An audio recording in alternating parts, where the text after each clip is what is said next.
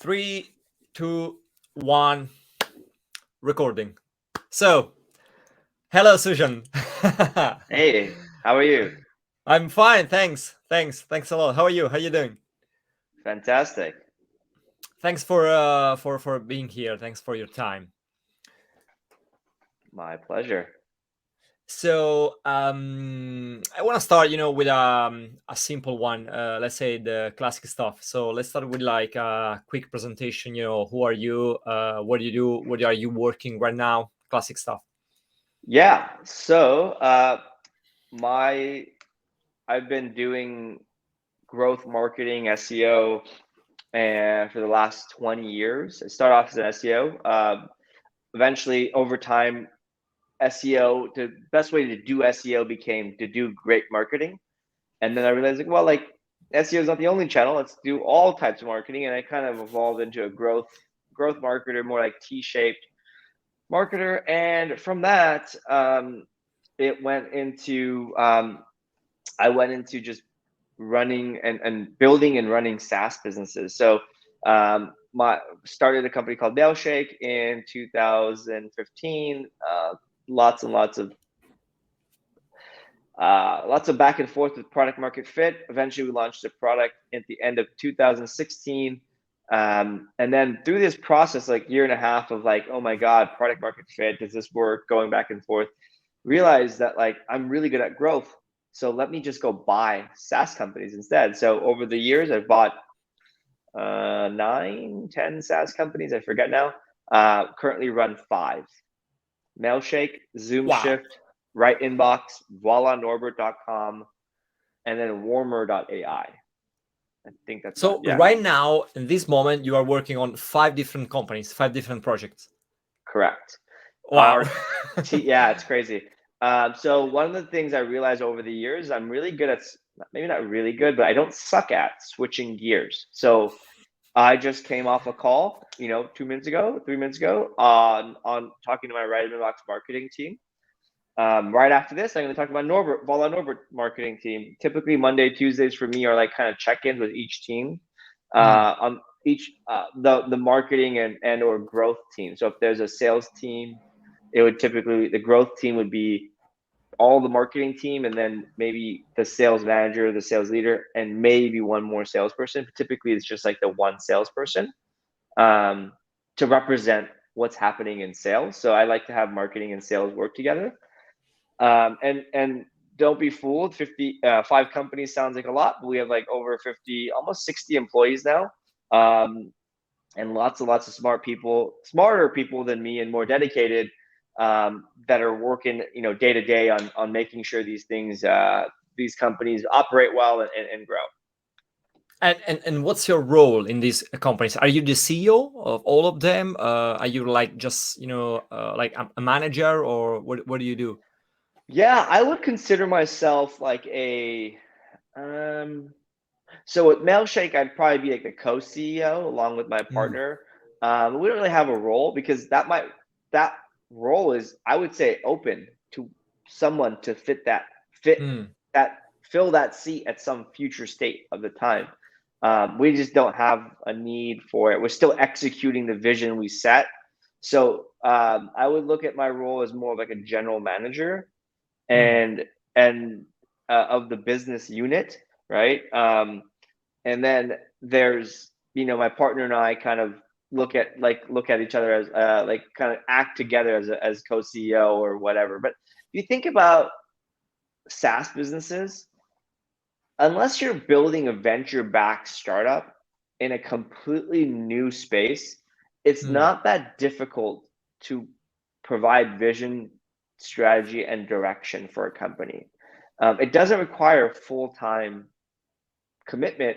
Now, it would benefit from more time, but you really need to, like, you can just hire very senior, like a CTO, a very senior product person, a very senior marketing person, and manage that team. And I find that if I spent more time on MailShake, I would drive my management team crazy with crazy ideas. And like, I have to stop talking to them because they're still executing on the stuff we talked about a month ago. And, so like, there's only so much bandwidth and time we have. Now, if I was, again, I'd say it would be very different if I was a venture-backed company where I need to keep hiring and innovating, and like, it's just a very different role with the, but I don't think we're running any of those types of companies where we're truly creating something at a pace of which moving faster makes a difference. Yeah, I see what you mean. And when you were talking, I was, just wondering, what's your secret? I mean, I know there's no secret, but let's say, how do you organize your time? Your day. How can you do all these things at the same time? So a couple things. The way I'm able to manage my time effectively is just hiring very senior people. So I think having so just senior people. So either managers or senior managers, VP, like executive. It just depends on where you're at. But like, hire 1 or 2 years more than you have experience, more than you need, and build a culture that's open and transparent on the goals. We use this process called EOS, or a framework called EOS, Entrepreneurial Operating System, from the book Traction by Gino Wickman. And one of the things so this is a great framework. There's lots of frameworks out there. My suggestion is to stick to a framework. Pick one that works for you and stick to it. So for example, EOS has these annual, you have a goal. You have a 5-year target, you have a 10-year target, you have a 1-year target, and then you have the quarterly rocks that can kind of go into that. So for example, MailShake's 5-year target is to build a $100 million valuation business. Everybody at the company, anyone who works there, ever worked there, may know that number. Now everybody that listens to or watches this video and podcast will know as well, right? So it's very clear. What do we need to do to get there? There's a revenue goal. What do we need to hit that revenue? That's a 5-year target. Okay, so what's the 1-year target now? And then like, how are we going to achieve that 1-year target? Then there's goals, and they're broken into quarters. And every kind of department, for the most part, has a rock that's kind of flows into the annual target. And so it's very clear at all times what we're doing, why we're doing it. And if someone has a question on the why, well, that's a harder question to answer. Maybe that's a separate discussion, right? Because if someone doesn't know the why, then like, there's so many more problems we have to address. But it allows us to say, okay, well, now we're all on the same page. We're going in the same direction. We're committed to doing this. We're going to win together. We're going to fail together. Same thing. We're not going to always win, right? And so we just kind of set these goals. And now every week when we meet, how are we doing on these goals? What are the things we can measure every week that lead into the success of those goals? And so it's that simple framework. It's the transparency around the company that like everyone's doing the same thing. Now, marketing might have a different initiative than sales and product and whatever, right? So like, for example, our goal this year is to hit X in revenue. In order to do that, we need to ship product. That means, and we've said, okay, we want to ship 1 major feature a month. So like, that's indisputable. Did we do it or did we not? Right? Yeah. What's a major feature? So people are like, I don't know what major means. Like, is this a major one? Is that one? I'm like, okay, I get that. There's some uncertainty or kind of could be confusion. Let's redefine major. It has to be worthy of us sending an email to our marketing email list, a marketing email about it, right? So now, okay, we're like, okay, well, what's worthy? And we're like, okay, well, there's at least 50 things we can build this year. Now, instead of building those 50 things, let's just write the emails for every one of these 50 features. If you can't write the email for 50 features, or maybe of the 50, some of them are like, oh, I can't write an email about this like stupid little like change in this button, and we added this functionality. It's faster. Who fucking cares? SaaS online is supposed to be fast. It's not supposed to be slow. That's not a marketable feature. And so all of a sudden, when there's 50 something features, tend to turn into like 13 or 14. And like, okay, well, we have 12 months in a year. let's try to get them all done. And then let's just make sure we hit one every month. So very straightforward. And the reason this is important is like marketing team day one of the product roadmap was able to contribute their marketing value and identify what would be marketable and what's not. And so the 14 out of 50 was very easy to define. And I say this sounds very simple, and it kind of is, but I'd say like a lot of teams just don't work this way. And so like when you work this way for, let's call it like 4 to 6 quarters, so a year and a half, what ends up happening is like I don't have to be in the meetings for the right decision to be made. I don't have to even be involved for the right decisions to be made. Now, how do I know the right decision is made, or like what decisions are being made? And sometimes the wrong decisions are being made with the course correct, or sometimes I'm the one making the wrong decisions, right? All of it happens. But anyways, my point is, with this transparency and check-ins, so I meet with the leadership team every week. Here's what we're going on, here's what's happening. And there's a format to meet, it's called L10. I won't get too much into the process, but it floats all the big issues to the top. And guess what? In a 1 hour meeting every week with your executive team about all the big issues of your company, you will not get through 100% of them. No way in hell. But you will get through enough. And then the whatever's left over, maybe it's not that important. Maybe it can wait. Maybe you for a few weeks you went after the wrong ones. You try to do everything. Well, next time, spend 2 minutes and prioritize, right? So you repeat this process over and over and over again, and I realize how little I need to be involved in the day-to-day to execute the thing I want to execute.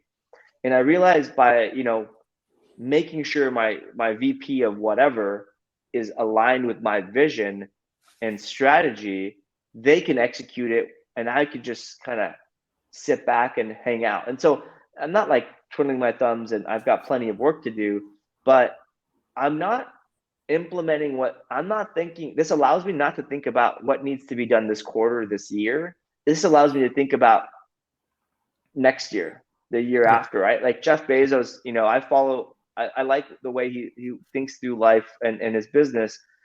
Amazon's executing, like they're thinking about their 3 to 5 year plan. They're thinking about things that they're going to work on in 3 years. I'm nowhere near 3 years.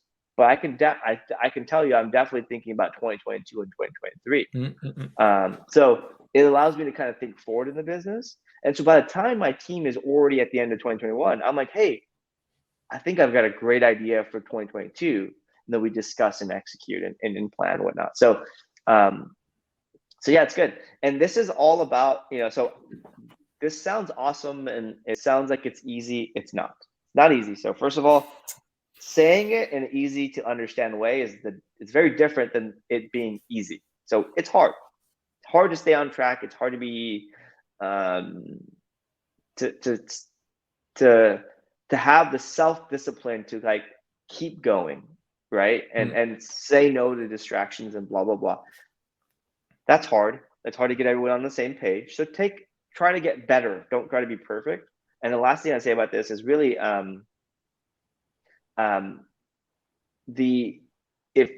try to think about to get to the point where you can work on your business, not in your business, right? So like if I'm writing an email, let's just say I'm writing, let's just say a good example for MailShake is if I'm writing a marketing email about whatever feature we're launching, I'm doing the wrong job.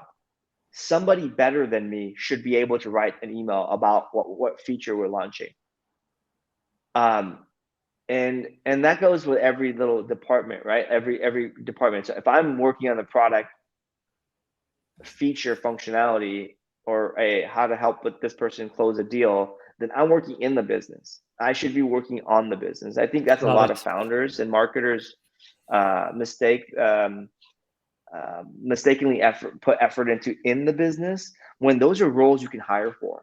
There are thousands of copywriters that are better at writing than I am, right? But what I'm working on is I'm working with our team to build an AI email assistant, right? So like I'm working on, there are people that can write copy, but I'm actually working with like developers to write build a machine that can write copy for us, right?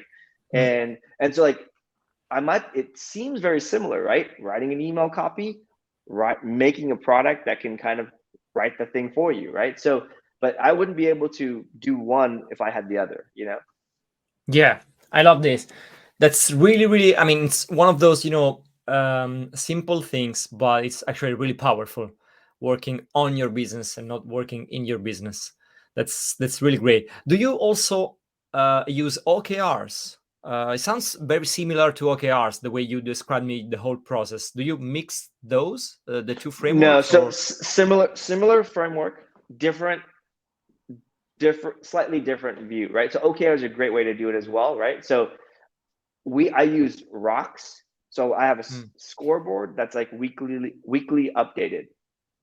And it includes like, okay, how much traffic we got, like leads, blah, blah, like 20 things, 10, 20 things, usually, sometimes 5. Like it's not always a lot of things. Then we have quarterly rocks, and those are like objectives, right? Okay. And then, and because in order to hit an objection, I believe like you have to do these key results to get there. Then, so our rocks include like some of I guess the results would be the scorecards, and the objectives would be the rocks. But the difference with OKRs versus the process I use, EOS, and there's another one called scaling up. I like those two are really good. In my opinion, I've tested a bunch, and those seem to be like I can disappear from the business for a month, and like it goes the same direction it would be if I was in there. It is that it all backs into a target for the year, and the 5-year target, and the 10-year target, and not OKRs. It's easy to like accidentally forget that, you know. So anyways, it's similar but different. Yeah, I see what you mean. Yeah.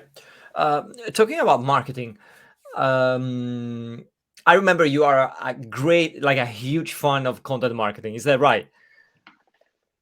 Yeah, I love it. That's kind of my bread and butter. SEO content is like where that would be like if I'm, T-shaped marketer, that would be my depth. And what just mostly from like doing it for 20 years. So content marketing, not 20 years because it didn't exist. It was called blogging before, I'm old enough to know, I'm old enough to do marketing before blogging existed. And when blogging existed, we were writing 400 and started, it was like 400 to 600 word articles. And that was good content. But now, now it's like 4,000 to 6,000 words is like good content. I remember once, probably in an interview, I don't remember, a podcast or something, you said that content is really, really important to build a brand. What do you mean? Why is that important? Yeah, so I think content is the most effective way to build a brand. And the reason why is that, first of all, it like when you create content, let's just say it's in B2B or B2C, you're educating people. You're not just building content. I mean, content marketing is not just like creating these like random, like you're not creating clickbait to get like newsworthy articles, right? That's different. That's like more like PR, link bait type stuff. You're creating content to help the user do something, get familiar with your brand. And so educational content, I think, is one of the best ways. And it's one touch point, right? So it takes 7 to 9 touch points to really get people familiar with your brand. Now, advertising, TV ads, radio, if you did all those things, yeah, you could get them faster. It would be expensive, right? Writing an article, getting it out there is not it's not as expensive. It's not a sure thing, but consistently educating the market. And the big thing is the way the industry is going is everyone is becoming a newspaper, right? Everyone is becoming a media company, right? So like MailShake and RightInbox, we get hundreds of thousands of visitors. You can't take that away. Like even an algorithm update from Google might decrease our traffic, worst case 20, 30%, but you can never take that earned media, earned traffic away. That's number one. Number two is we have so many people They're like, I've been reading your blog for 4 years. I don't use your product, but I love your brand. How many people can you say wear Nikes but promote Adidas, right? No one, right? If you look like, so it's all about building the brand. So I know this because at some point that customer will have enough of a product update or something will get them over to our side, right? Or they'll at least give it a try, or they'll spread the word. So I look at content as the base of marketing. Content marketing and SEO is the base of marketing to build that brand. We get 300,000, over 300,000 visitors. Sorry, actually over Wow. 200,000 visitors at a month to RightInbox.com. We rank for all sorts of Gmail related keywords. We, all sorts of like how-tos. Now, we are like a Gmail extension, so we add some features that Gmail doesn't have. So naturally, if we're teaching you how to, I don't know, set up a folder or like some labels in Gmail, and we're like, hey, look here, you can do this way easier if you just use the RightInbox extension here. Click on this button and you can install it. It's a natural progression, right? So it converts pretty decently as well. Now that works for us because it's a low friction ask, so our blog actually converts really well. So low intent traffic actually converts. Now MailShake, low intent traffic. MailShake is probably 300,000 visitors plus, but we have ranked for all related sales and marketing keywords and link building, blah, blah, blah, all these templates and whatnot. Well, just because you're looking for an email template doesn't mean you're going to change your whole sales tool or, like your whole outreach tool just because you found this new template, right? So at MailShake, the sales cycle is a little deeper. You need 6, 7 more touches. But over time, we get there, right? And so that's why I think it's really, really important. And frankly, on RightInbox, we can create anything on any Gmail related keyword and within a month rank.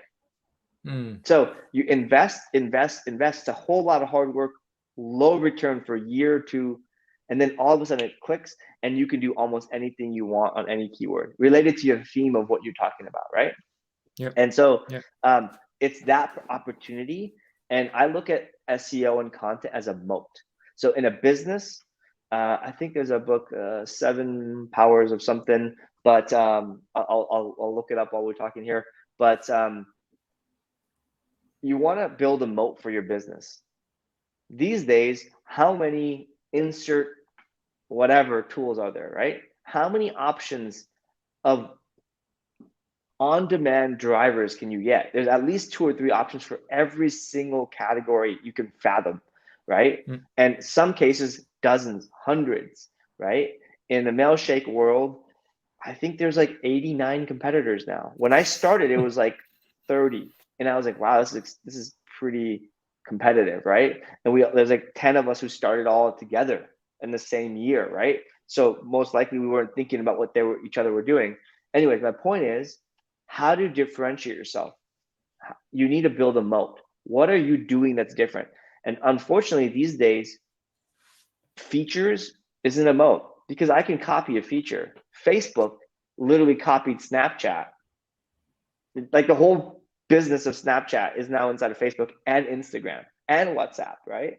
And then Twitter tried to do it and it didn't work. And they said, nope, I'm taking it back, right? They did the spaces thing and it's like, oh, yeah, maybe we shouldn't do that, right? So you can copy everything, but your users will tell you what won't work. My point is, it's very, very hard to differentiate yourself these days. What can you do to differentiate yourself? And I think content and building a strong brand of education and a media company within your business is a moat that no one can take away from you. I totally agree with you. And probably one of the most important things that you said was, every company today is a media company. That's still hard to understand for someone, but that's totally true. What are the best channels for you, for your companies right now? What do you like? Blogging, YouTube, podcasts? What else? Yeah, so I have 2 main channels and then I have everything else. Okay. So like probably 80 to 85% of our core growth comes from 2 channels, content and SEO. And it's not 1 or 2, it's like 1 and 1.1. Like they're about equal, or sometimes they like go back and forth. They're in a competition with each other. We just don't know for one to win. Content SEO, mostly SEO through content, really, and word of mouth. Word of mouth. Right? Okay. Word of mouth. And word of mouth, think word of mouth is this viral, like you could call it the network effect, right? Yep. In B2B, I would call it word of mouth. So it's not the Dropbox, Microsoft, Hotmail word of network effect I'm talking about, yep. Right? Yep. That works really, really well in a consumer space, right? If you look at all these e-commerce companies, you look at like even newsletters, they do these like, viral related things. That doesn't fully work in B2B, especially not like in enterprise, right? Like if you're an sysadmin at a large company, what's incentive? Like, does a $25 gift card move the needle? No. You're working on $1 billion, $1 million thing, yeah. And it's a large contract. Anyways, my point is, but word of mouth on that sysadmin, he or she could be like, this is awesome. I love this thing. I'm going to tell all my sysadmin friends that they got to use this thing, right? Different story. One is incentivized. One is non-incentivized. We're really good at the non-incentivized stuff.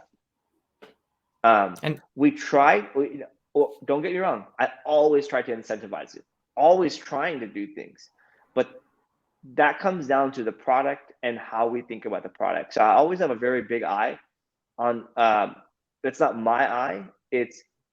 I hire and focus the company's attention on usability and making it easy to use. And we are failing at that all the time. So don't get me wrong. We're never perfect. What we're always thinking about is how do we make this easier for people? And not just easier, okay, so like if you think about like, well, we compare ourselves at MailShake to Outreach and SalesLoft. They've got hundreds more features. Okay, so we lose on feature war. Okay, fine. They also have $100 million plus in funding. So, they have 100 more, like 500 more devs than we do. That's okay. We're okay losing all the features. But now a salesperson, 100 salespeople go through the decision-making process of like, I am going to buy one of these 3 softwares. What features do I need to do my job? We have 95 to 100% of those features that a salespeople need to do their job and nothing more. The outcome of that, the outcome of nothing more and really understanding that customer and what they really need, not like what they could use, but what they could do, what they need now to do their job well, and just, I guess, understanding that customer allows us to not have all the features that they don't need. And when you don't have stuff, it actually focus more attention on the stuff that you do have. So what that translates back to is better usability. Because we don't have 10 options of what you need to do to set up, you just do the 2 things you need to do to get set up. You connect your mail account, you connect your CRM or whatever integration you need, and then you go, right? And so at Outreach and again, right tool for right job. So they're focusing on these enterprise customers that might want that. And I'm not, right? So my point is, I'm obsessed with the customer and only giving them the things that can help them be productive and effective. And it's this customer obsession that translates into a marketing channel of its own. And the third channel, which is a far third, again, usually 15 to 20% of the whole business, is everything else. Paid, we do YouTube videos, Facebook ads, community, blah, blah, blah, right? So if I had to start a company again, I'd probably make community a greater part of our efforts. But we're building a business, we're trying to build a community, but that's not our core channel yet. So yep, it's a skunk works channel until it becomes a very big one. Yep, yeah. And you spoke a lot about word of mouth. I was wondering, the big question about word of mouth is, how do you track it? You can do it with content is so much easier, but you said a big part of our traffic is from word of mouth. How can you track that one? Great question. Easy. So everyone overcomplicates the heck out of it. So you track it when people sign up. How are you using, or how'd you hear about us? At the sign up or after sign up. It's the 1990s way of tracking attribution. Or if you look at all these like B2C companies or e-commerce companies or DTC, how'd you hear about us? You know, you buy a Casper mattress, they're going to ask you, how'd you hear about us at some point in the funnel? You take the answers from that and you do a pie chart and you get the answer, right? And we've done how'd you hear about us for 4 years plus. We stopped doing it recently because it never changed. It was just like consistently 40% of our business came from word of mouth. And it wasn't word of mouth. They didn't say word of mouth. They said friend or colleague. And then at some point, we actually asked who they were so we could thank them. So we just built this system of just pinging all the people who would recommend us. Oh, cool. Yeah. So you ask for the email. You ask for the email. We ask for the name and we'll do the hard work to find the email. Wow, that's pretty cool. It wasn't hard. It would just take all the names and then match them with customers in our database, or like then get a VA to look them up on LinkedIn and then send them a message. Yeah, just thank you. Cool. Not like, don't join our affiliate program. Thank you. You're awesome. We love you. We wouldn't be here without you. And that's it. The simple message. Yeah. That was it. And we stopped, we stopped doing that because like it's the same like 500 people who recommend us, right? Which is awesome. Every once in a while we get some more and we do it to these new people. But anyways, that's how we measure word of mouth. Not very complicated, not very scientific. Well, it is scientific because it's literal answers from people, right? We just do the math. So because we have it on the sign up form, it's 100% of people who sign up. And there's a big difference. So there's one big clarity here that I want to mention. Some people signed up through a paid ad and answered friend or colleague. But if I am the end user and I signed up and I answered friend or colleague and I came in from an ad, the friend or colleague gets the credit, not the last click, not the last click. The ad might be the why they came in at this exact moment. Trigger. It's the trigger, but the reason is the same. And so it's the effectiveness of our marketing. Now, I think these days you have to do remarketing. You have to be everywhere to help kind of nudge people through. But that's kind of what I would that's what we found that worked well. And so, like I said, I buy companies and operate a handful. We look for things that can have this word of mouth element to it built in. I love the idea of, thanking people without asking for, without selling stuff or, without a referral link or anything else, just to say, thank you, you're great. I love it. Talking about tools, we love tools on this podcast and this channel. Have you tested, I don't know, some new marketing tools in the last couple of months? Not really, to be honest. Part of that, I'm a little out of the day-to-day, right? The other part of this is I actually don't think about the tools. So I probably have, but I don't remember the tools' names. I remember the problem we're trying to solve, right? And so I remember, I don't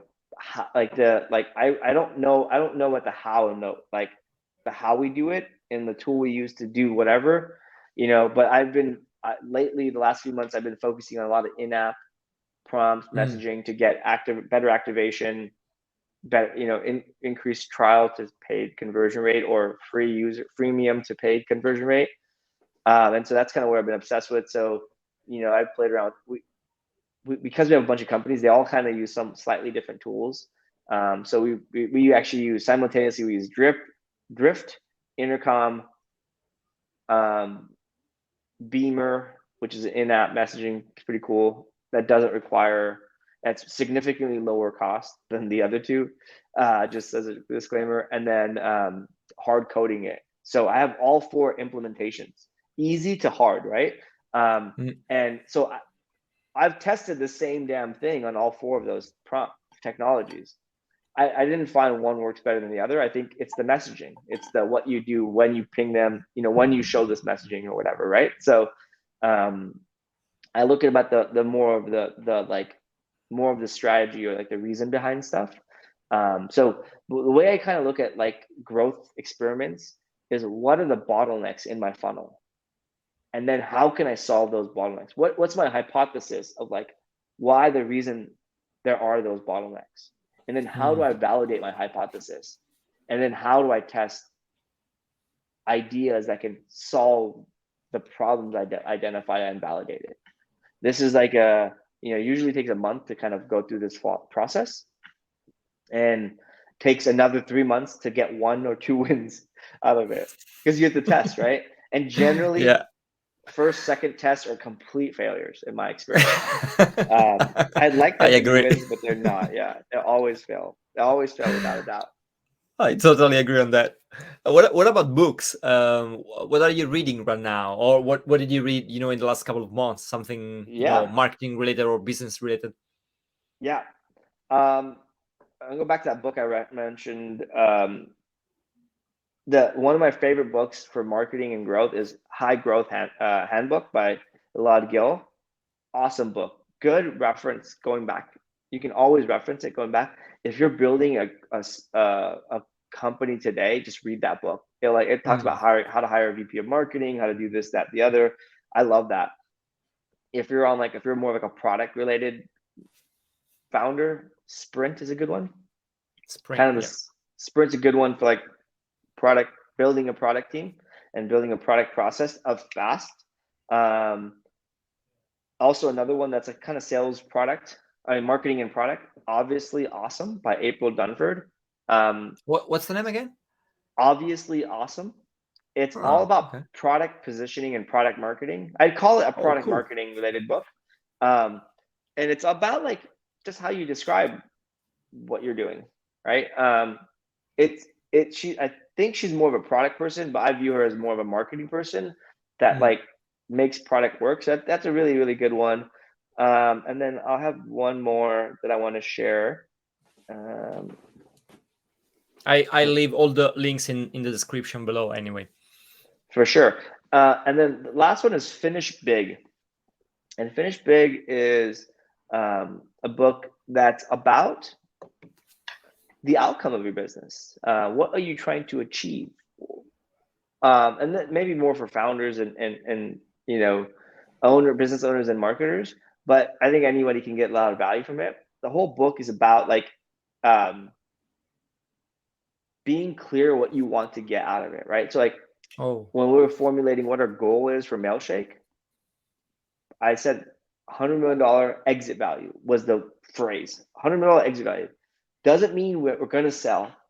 It means we want to build a $100 million value business. Now, reality, some would say we're pretty close, or if not there, depending on the valuation. But we said, look, we're going to say our business is worth X amount, a multiple of X. So that means we need Y revenue. I'm not going to share these numbers. So we need Y revenue and a growth rate of Z to achieve this number. And then in addition, we also need to be a turnkey company, that's a great team, that no one person is a linchpin in the business. So we need an effective company.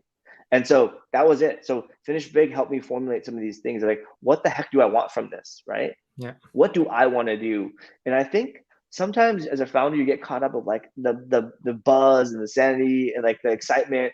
And then you look back at the last year, like, fuck, I did a lot of work, spent a lot of time, and I don't feel fulfilled, right? I don't feel like this is what I want to do. You get burned out. Yeah. But if you think about what you want to end at what you want to get to, and work backwards from there, I think it's a great goal. And my last thing is like, I wouldn't let anybody say your goal is too small or too big. I think the people in my network would probably say like, oh man, like $100 million, why aren't you aiming for the billion? I'm like, well, I have a very different goal. I have no investors. And so first of all, I don't have the capital to go spend the money to grow to $1 billion company. And $100 million is hard. Like, it's hard, right? Like 10 million is hard for somebody, 5 million is hard for somebody, so I think like, don't let the like $1 billion like buzz stuff that's going around the world detract you from more digestible goals.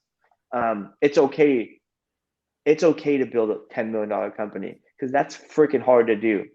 And maybe after you build a $10 million company, maybe you'll get the funding or the idea to build a $1 billion company.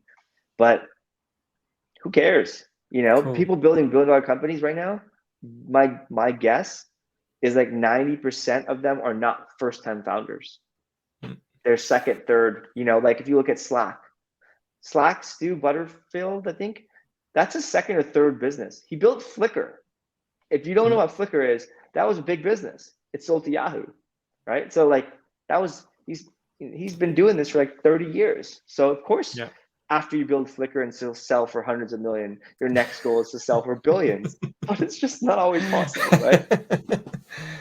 Yeah. Thanks for the list, for the suggestions. I didn't know about the last two, so I think I'm gonna buy those right after the the interview. Nice. Okay, just a quick one. The last one. What do you think is gonna be the the next big thing in digital marketing next year, 2022? Yeah. So I think the next big thing is really going to be time to value. Time to value of, so it's not like influencer marketing, not TikTok, like not videos, not mobile. These are the growth hacking, path down memory lane, right? The last 5 years. I think it's going to be, you say you do this. How quickly can you help that person? How quickly can somebody get from like nothing to doing that? So think about ClickUp. ClickUp is a project management tool. Okay. They help you save a day a week. Okay. How quickly can I get in ClickUp, set up, boom, go to save a day a week? Time to value. The people, the companies who can do it faster and better, I think are going to ultimately win. And I think that it requires a combination of everything that the platform of the world that we've allowed to do influences. So like, in order for a user to go save a day a week, they need to implement ClickUp right. And they need to do probably 20 things. Part of this is the user needs the motivation to do those 20 things. So if they were recommended by an influencer versus they just found a Google search, if someone's recommended by an influencer, fact, they're more likely to continue moving forward. And then if you have videos and remarketing and you're on TikTok, you're more accessible, it will help people get a little further along. So like like all these little channels are like the how, the what and why is like getting time to value as quickly as possible. I think the companies who do it best, that's the trend I think is gonna be. Like HubSpot bought what's that company? The Hustle, to get further, more influence, right? Yeah. That's pretty cool. I see what you mean. Cool. Okay. Thanks a lot for your time. Where they can find you, read you, watch you? Yeah. Best place to find me is on my personal blog, sujanpatel.com, if you want to learn about all the marketing growth stuff I'm doing. Although these days I'm pretty heads down kind of working on my businesses. So MailShake.com was probably our best, our /blog is probably like, if you want to learn about sales and marketing, that's probably the best place to go. But if you want to know what I'm up to, SujanPatel.com. If you have any questions, fill out that contact form and just ping me. Happy to answer it. Do me a favor, if you ask me a question, just make sure you Google the question first, and then ask me the question that you think of after you found the Google answer. Thank you so much. That's really cool. Awesome. Thanks for your time, Sujan. My and pleasure. Also was really inspiring, and all the information, tips and tricks that you gave us. Thank you so much. My pleasure. Awesome. Thank you for having me.